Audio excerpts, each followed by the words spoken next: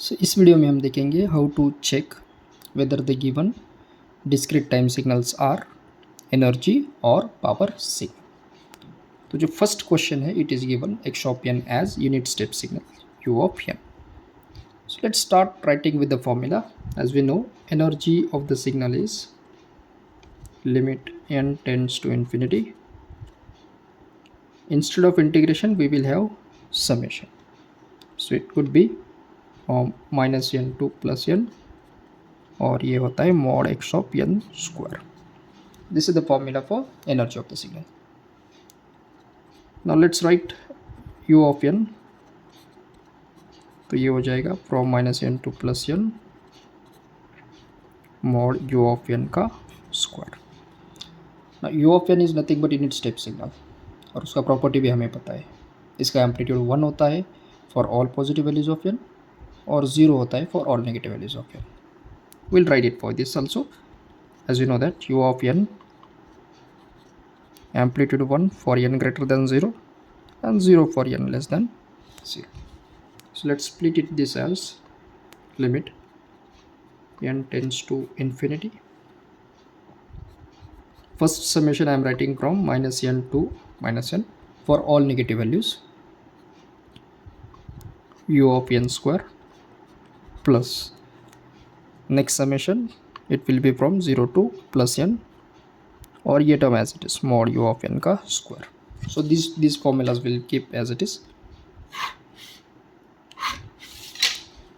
Now as per the property, for all negative values आप देख सकते हैं minus n to minus one के बीच में इसका एम्पलीट्यूड 0 है, तो ये हो जाएगा 0, and from 0 to n u of n का वैल्यू है 1.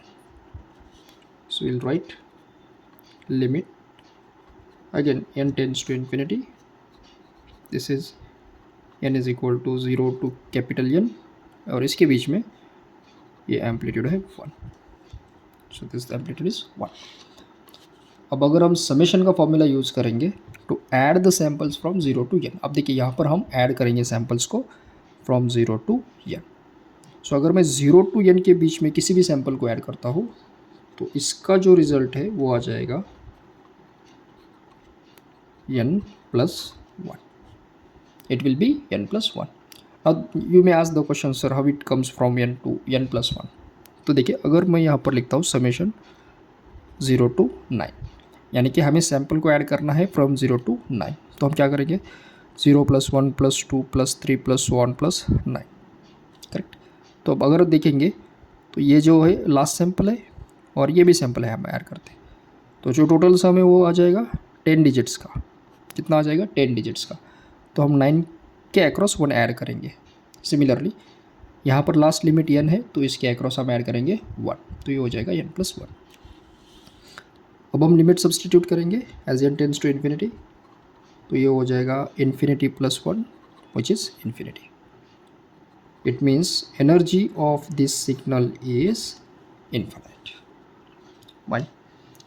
अब हम चेक करेंगे पावर क्या है और उसके बेस पे डिटरमाइन करेंगे कि ये सिग्नल एनर्जी है या पावर सिग्नल है.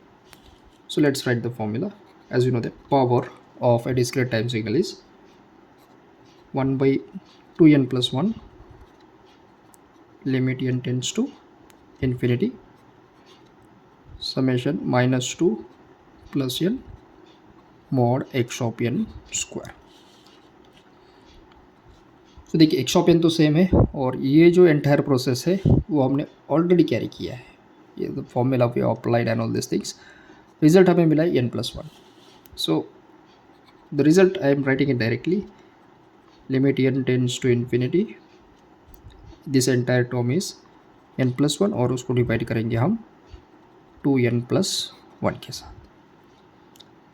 अब अगर हम directly n is equal to infinity यहाँ पर रखेंगे तो पॉसिबिलिटी क्या मिलेगा. देखिए infinity plus 1 2 into infinity infinity plus 1, तो ये मिलेगा इन्फिनिटी डिवाइडेड बाई इन्फिनिटी, और इन्फिनिटी डिवाइडेड बाई इन्फिनिटी का सोल्यूशन नहीं होता है. तो हम क्या कर सकते हैं. So I can take n as common from numerator and denominator. So अगर हम कॉमन निकालेंगे n from numerator and denominator तो हम लिख सकते हैं power as limit n tends to infinity I am taking n common from numerator, तो ये मिलेगा 1+1/n। तो ये टर्म आ जाएगा 1+1/n, और यहाँ से भी अगर हम n कॉमन निकालेंगे तो इस वाले टर्म से हमें मिलेगा 2+1/n। So this is 2+1/n। ये n कैंसिल हो जाएगा। अब हम n is equal to infinity यहाँ पर सब्सटीट्यूट करेंगे, तो पावर हमें मिलेगा 1+1/∞ अपॉन 2+1/∞।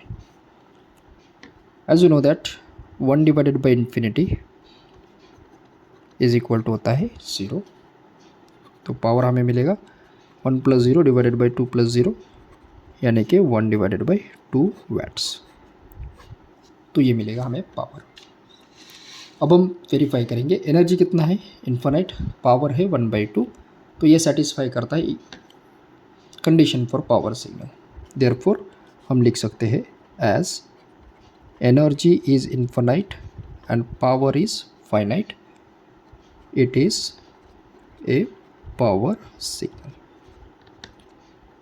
यानी कि ये वाला सिग्नल जो है वो है power signal. So this is how हम डिटरमाइन कर सकते हैं whether the given signals are energy or power signal. I hope you are getting all those questions which we are solving. Let's take another example in the next video. Thank you.